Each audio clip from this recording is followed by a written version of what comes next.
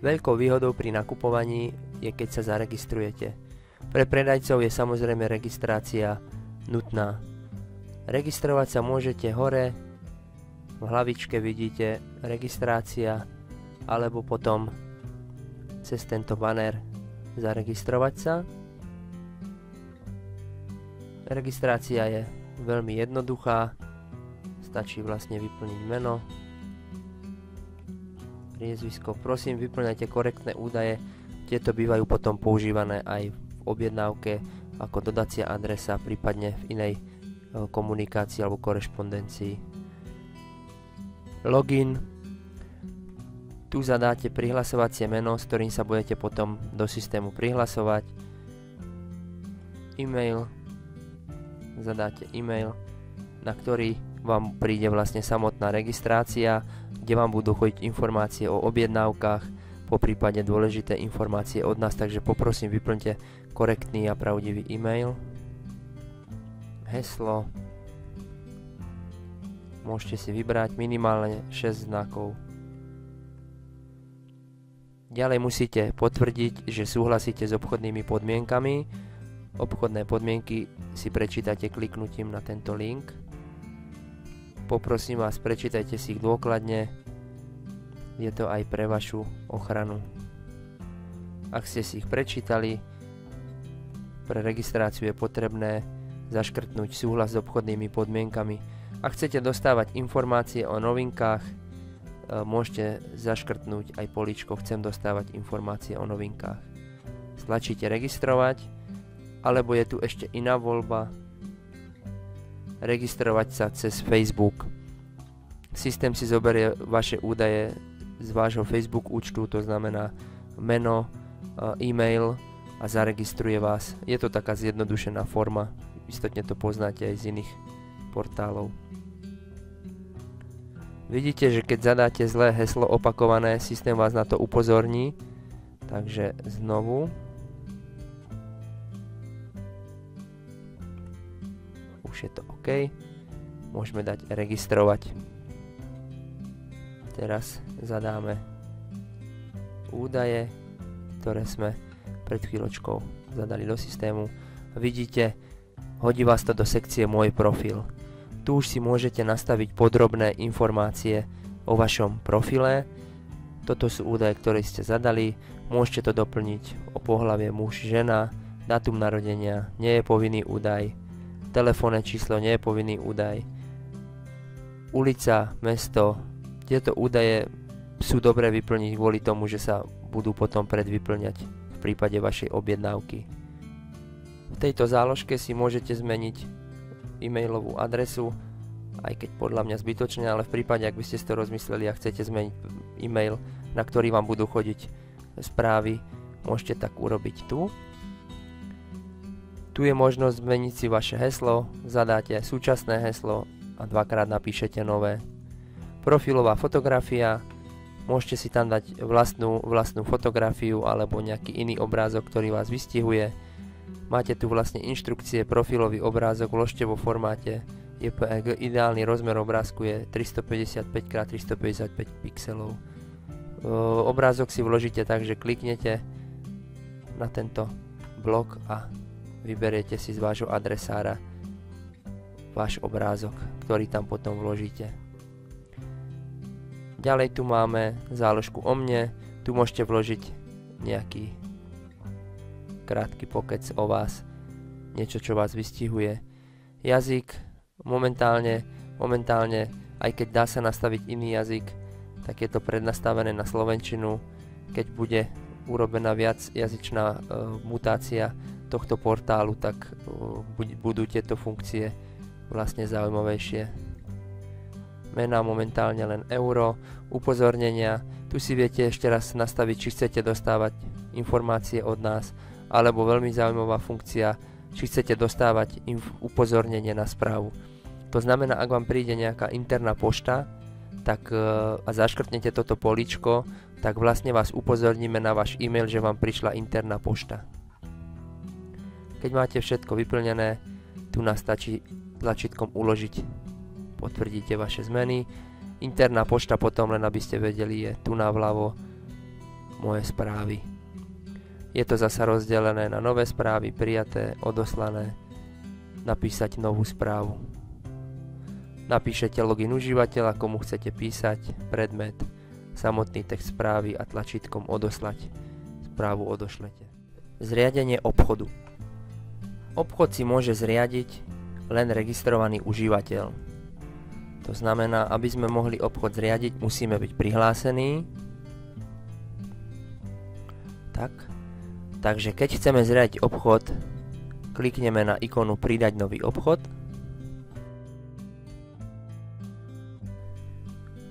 Zobrazí sa nám takáto ponuka. Zadáme URL obchodu. URL obchodu to je vlastne adresa, ktorá sa bude zobrazovať tu hore v príkazovom riadku, kde zadávate internetové adresy. To znamená, ak sa váš obchodík bude volať napríklad abeceda, tak je ideálne, aby ste podobný názov zadali aj do tohto políčka. Nie je to však podmienkou. Vyhýbajte sa prosím interpunkčným znamienkám a medzerám. Názov obchodu, zadáte názov vášho obchodu, v tomto prípade sme si hovorili, že abeceda. Názov firmy, vyplníte vlastne názov vašej firmy, ako sa volá, zadáte ulicu, mesto, smerové číslo, štát, IČO, DIČ, DPH, číslo účtu, bankového účtu.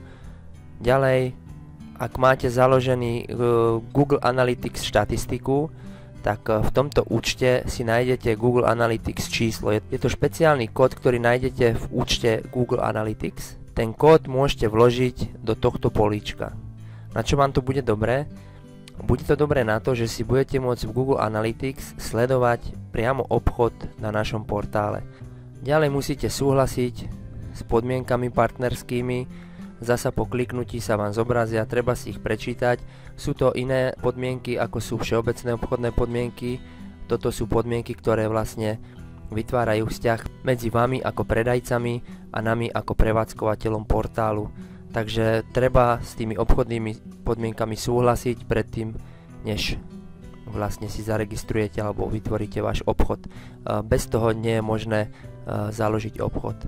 Platby cez GoPay.com platobnú bránu je to výborná pomôcka alebo výborný spôsob, ako si rozšíriť ešte klientelu. Môžete si na adrese GoPay.com stačí kliknúť na tento link. Môžete vyplniť krátky dotazník s informáciami o vašej firme, na základe čoho dostanete obchodnú ponuku na ich služby. Aké služby vlastne ponúkajú? Táto firma umožňuje platiť vašim zákazníkom platobnou kartou, po prípade ponúka bankové tlačítka, to znamená zákazník môže po prihlásení priamo zo svojho účtu zaplatiť.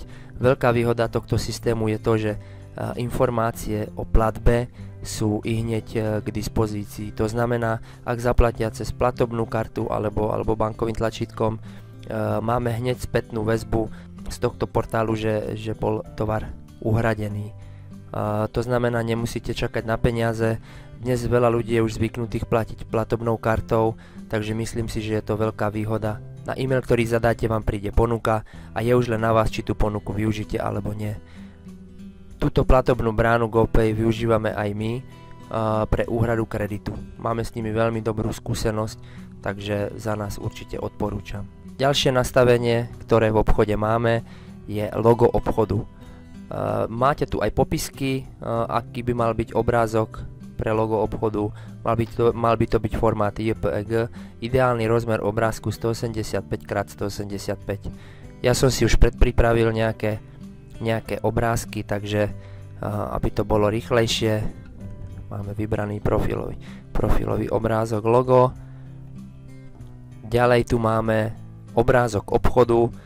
Obrázok obchodu je vlastne pozadie alebo horná hlavička toho vášho obchodíka. Pre ukážku môžem ukázať napríklad nejaký, keď si klikneme detail obchodu, vidíte vlastne tu je taká hlavička, ktorá sa tam potom zobrazuje Po prípade môžeme ukázať ešte nejakú.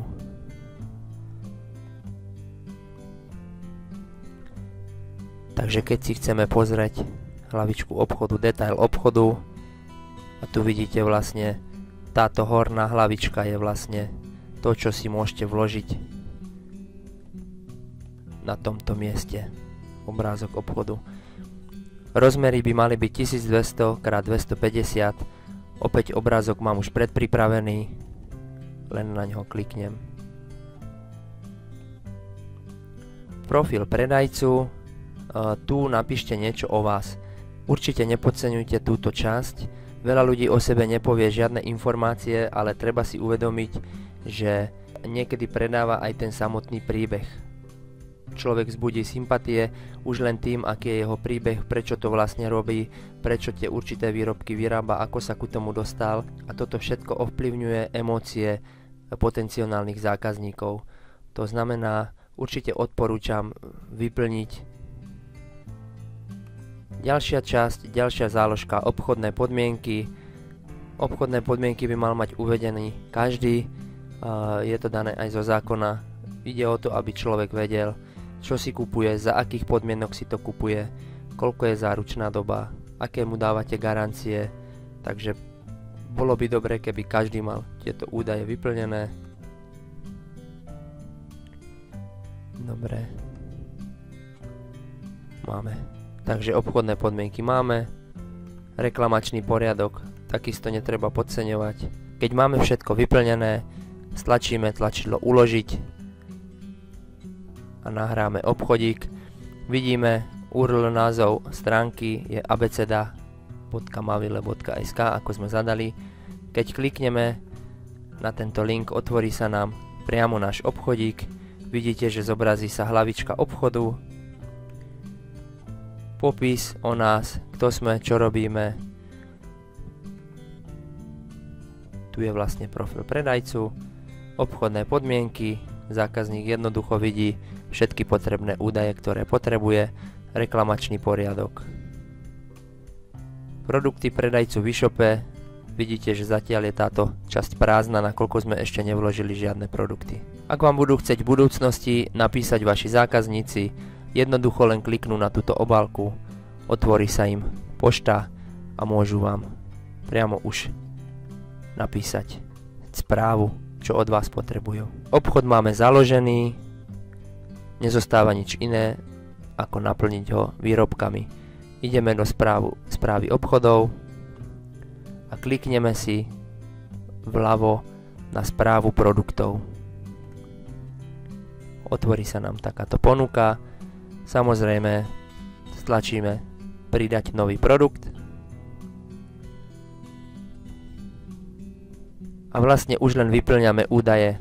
Ja som si pripravil jeden skúšobný výrobok, bude to prsteň,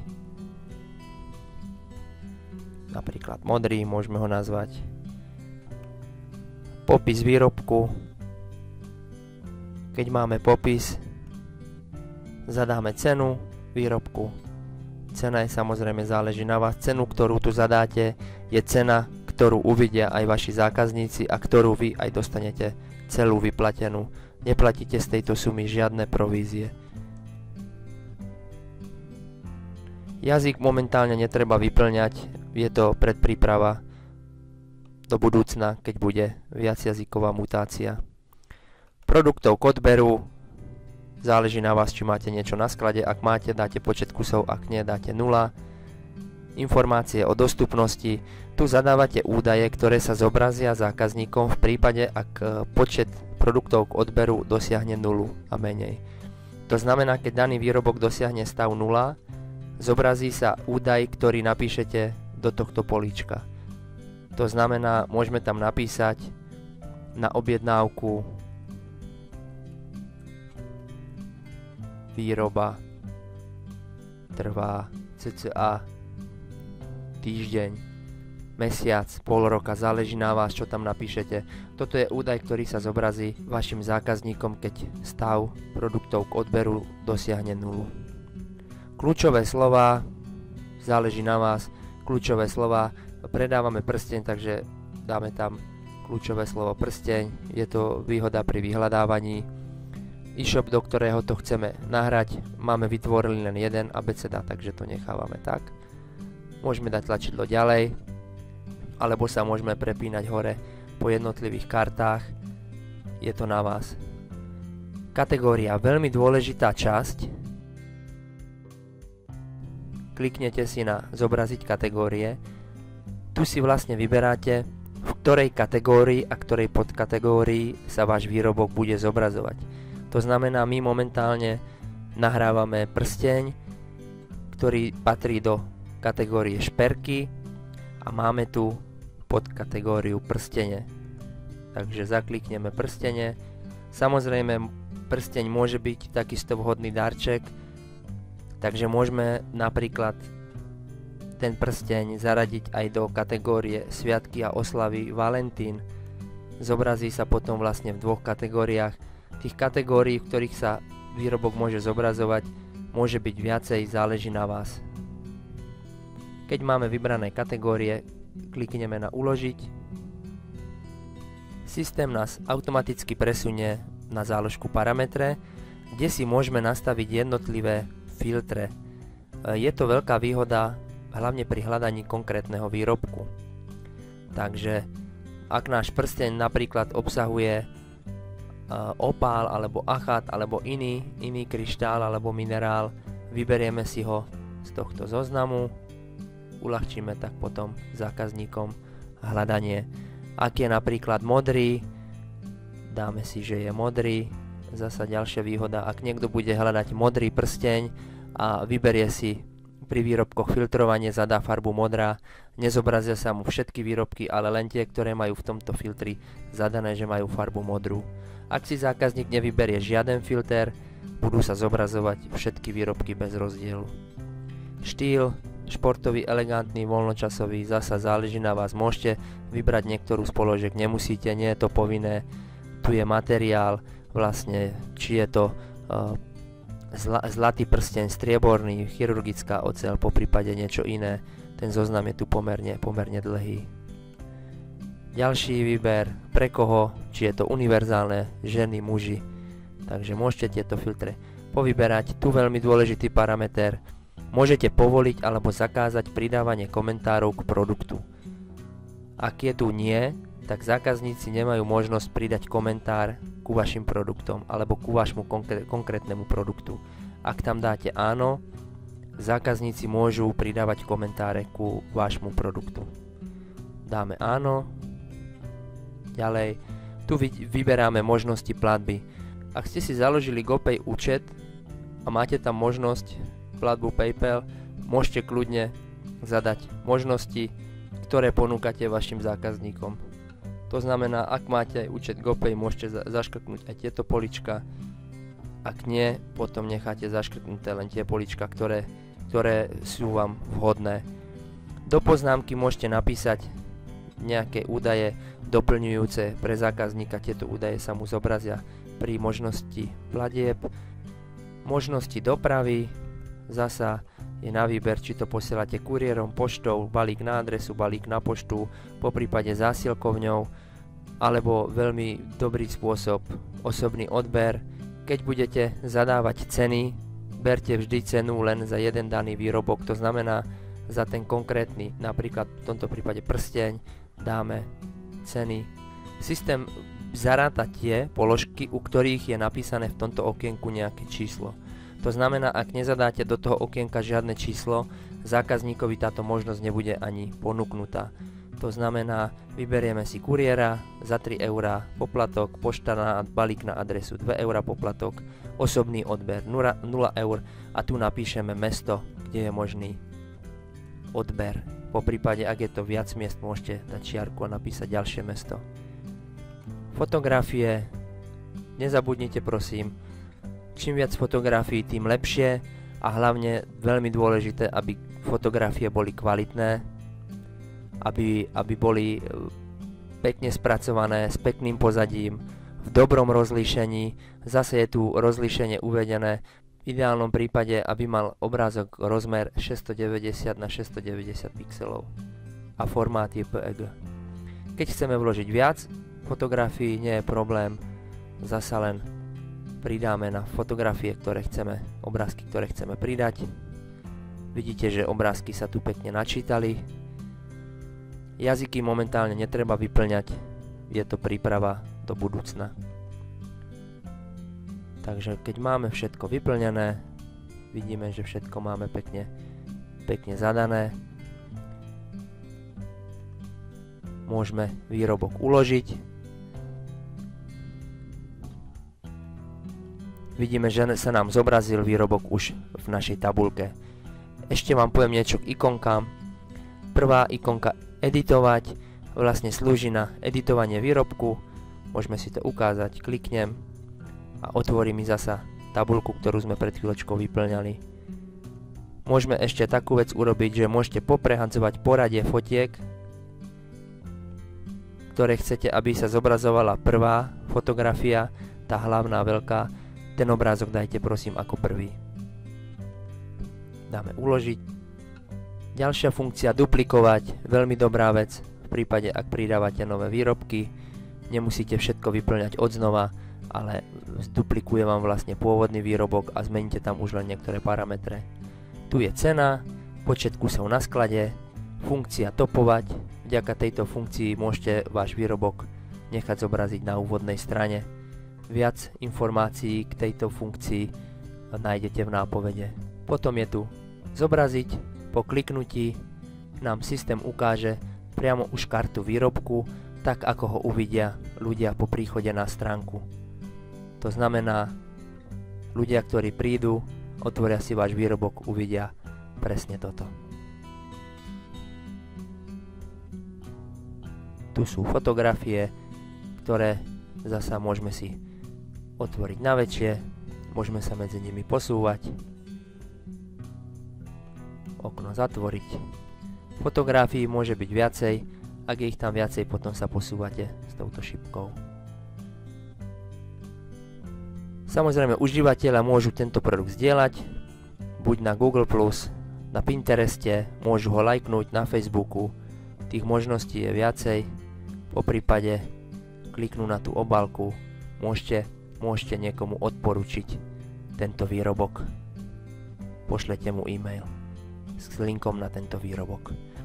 Takže vidíte, tu je popis, spôsob dopravy, kuriér, balík na adresu osobne, možnosti platby, kategória, v ktorej je výrobok umiestnený, prstenie, kľúčové slová prsteň. Všetky údaje, ktoré sme zadali, sú tu. Ku funkcii komentáre, tu môžu ľudia pridávať komentáre k vášmu výrobku.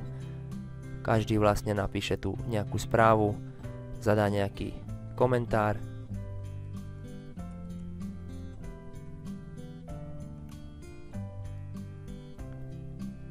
Ktorý sa potom následne zobrazí